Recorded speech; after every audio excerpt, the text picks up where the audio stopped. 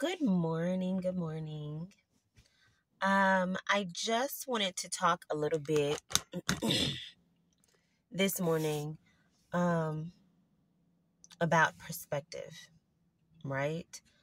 Um if you are a believer, sometimes you can be tempted to overstep. And what I mean by that is you deal with things as if you are God instead of as if you were God's child.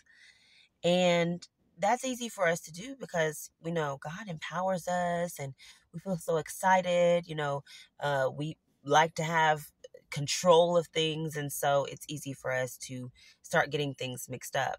But I think, everybody gets to the point where they realize, okay, so I'm a child of God, but I am not God. It may be that person on your job that's like getting on your nerves and you like, okay, well, hold up now. Hold up, and you know, God may be different in that moment where you feel like you about to slap somebody, or, it might be that situation where you've been hurt and it's making you crumble and you realize, okay, well, this is not, I clearly this is heavy for me. Clearly this affects me. This hurts me. This tears at me. And you're like, okay, I know that this thing that I'm dealing with, would not be something that would be making God crumble.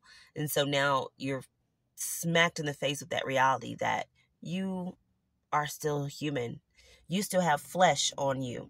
Though you are spirit, you still have flesh on you. And that's one difference that we have with God. God does not have this flesh, this sin nature that we have. He is not subject to the sins and the temptations that we are.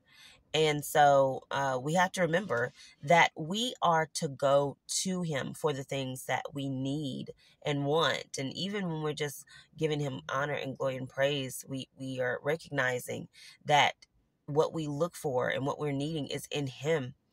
And when we look at going to God for the things that we need, that is us recognizing that I can't do this by myself. And God sees that and hears that. And he never, ever, ever, ever meant, never said, never implied, never any of this, that we should do this life without him. As a matter of fact, all of the instances in the Bible talk about us being with God, or him taking care of us, or us taking his yoke upon us and learning from him. So we're side by side. If you think about a yoke, he's asking us to join him side by side so he can show us how to do this thing, right? Or in some instances, he's asking us to cast our cares upon him. It's never an instance where he is like, well, I don't know what you're gonna do, but hey, you better figure that out. Better figure that out. All the instances he is telling us, look, I'm giving you what you need. I will provide you. Look at the lilies of the field. Look at the birds, how they neither toil or spin, but God takes care of them. He clothes them. And so if we are, his children, how much more important are we? Everything in the Bible, it points to him being our provider, him being the one that keeps us, the one that helps us, the one that teaches us. He's the one that we go to for the things that we need. We are the branch, right? And he's the vine. We need him. We need to be connected to him to be able to thrive. We're not meant to live apart from him. And so it's very important to make that distinction because it will help us to not get caught up in operating like we are him instead of operating like we are his children, right? And so one of the reasons that it is so important to be able to acknowledge that we are not him and that we are his children is that if we don't find that surrender now, if we don't understand that relationship and get that straight, we begin to take on this thing like, okay, I am empowered. I can do whatever I need to do. I don't need to, consult God. And what happens is when we get to a situation that we cannot control, or when we realize, oh God, like I can't see that far down the line, like, oh, I don't have infinite wisdom, infinite vision, or any of those things, like, oh my goodness. And so we enter into situations, and it's like, okay, the Lord might be saying, well, we're going to close this chapter. We're going to close this book. We're going to go a different direction. We're going to decline this offer. Well, here we are in our empowered and I don't need you, Lord selves. We are like, no, we're going to wait, full speed ahead. We got this because we empowered. We can do this because we Jesus Jr. Like, you know what I'm saying? We got this. Like, we have to learn how to surrender because we get our direction from God. If not, we will be going full speed ahead into a situation that is going to be destructive and damaging. And if we had that opportunity to get this relationship right, to get our perspective right about who we are with God, then we would be able to say, let me stop. Let me talk to you, Lord. And okay, wow, that gives room for the Lord to direct us. So I wasn't supposed to go that way. I'm not supposed to. Okay, well, so slow down. Okay. That gives him room to direct us. We do not have the infinite wisdom. We need to leave that space for him. And leaving that space means staying connected to him, having the right perspective that he is God and we are not. Some of us really need to hear this because we might be in situations where we are trying to do things that we need to move out of the way so that God can do. We're not seeing the results that we want to see because we're in the way trying to do our thing and we don't have no idea what we're talking about. Y'all, as many things that are inconsistent with human beings, we ought to know by now that we don't know what we're talking about. You don't know what you're talking about.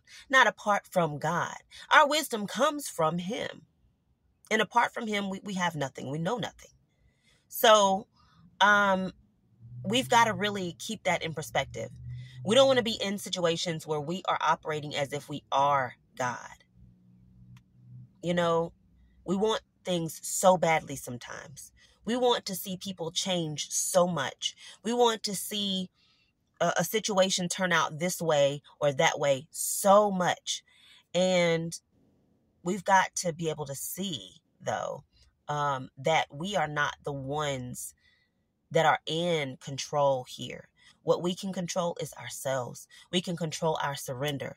God, what is it that you would have to happen in this situation? Because what we've got to understand is that there is no time that we can hand our situation to God and it won't have the best outcome possible. Every time you put something in God's hands, every time you have that proper perspective where you allow God to lead, the situation happens exactly as it's supposed to. It comes out the best that it could come out because we've put it in the best hands possible. So once you know that in God's hands, that's the best place possible, then we can begin to say, okay, I have found my surrender. The thing that I'm wanting so badly within myself, the thing I'm wanting so badly within my career, the thing I'm wanting so badly within this other person over here, it calls for me to give it to you, God. Because what I want more than anything is the best outcome. I want your outcome. I know that I have the potential, even when I'm thinking that I'm doing such a great job, I have the potential to mess something up. I can be thinking I'm doing the best thing and I could be doing the worst thing possible. So I need you to do what you're going to do in this situation. I trust that, you know, the joy and everything that I'm seeking from this situation, from the turnout of this situation, is found in you. Even if it's not the way that I want it to be, you're going to give it to me some other way. You're going to show me some other way. You're going to fulfill me in some other way because it's about you. You know the best thing for me. I trust you. As much as I think I'm smart and intelligent, you have infinite wisdom. You have infinite power. And so I know that I need to give this to you at the end of the day. So I just wanted to talk about that for a second because I know that it can be difficult to feel like, okay, I'm a believer and, I'm empowered to do this and that. I can pray. I can cover things. I can speak to things. I can command things. You can. But this was never meant for you to do without being connected still to God. This is not I hand you this and you just run with it and go do whatever you want to do. You don't need me anymore. This is not that. Because we can't see. We cannot see beyond a certain point. And we are still subject to this sin nature, this flesh that's on us. So we have to constantly be submitting ourselves and bringing ourselves back to God so that he can get us straight, so that he can keep us straight. So don't confuse it. You are so strong. You're powerful. You're amazing. You are so special. You're so significant.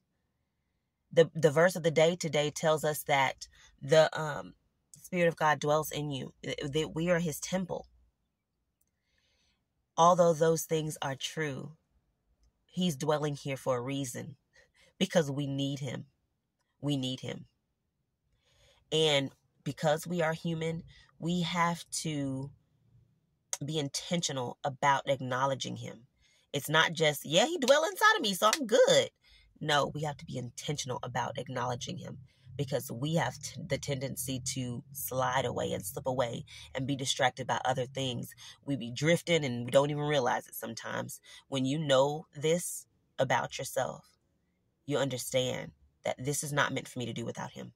And when there is something that I need to give to him and I need to get out of the way, I need to do it. I need to recognize it. As a matter of fact, I need to practice doing it. Even if it's something that I feel like, this is good. This is good, Lord. This is good. I don't have to think about this.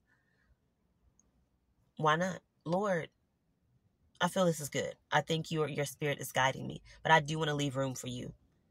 Is this what you want me to do? I got to practice stuff, because I need to be able to easily do it in the time that it really is needed. And so I got to practice being able to surrender. I got to practice being able to confess to God what I'm really dealing with, what's going on. I got to practice being able to acknowledge that I don't have it all. So that in the time that I am faced with something difficult that seems to be out of my control, or that seems to be in my control, but I'm probably going to make the wrong decision about it, I've got to be able to give it to him, to surrender. I've got to be able to choose to go his direction instead of my own. So I hope that helps somebody this morning. I love you so much. And I hope that you can remember that God is with you every step of the way. There's not one moment that, as strong as you are, that you are alone. Okay? And you're not meant to be that way. He doesn't expect that way. He expects that you bring it to him. He expects that you listen to him, that you are submitting so that he can show you, that he can guide you. So remember that today.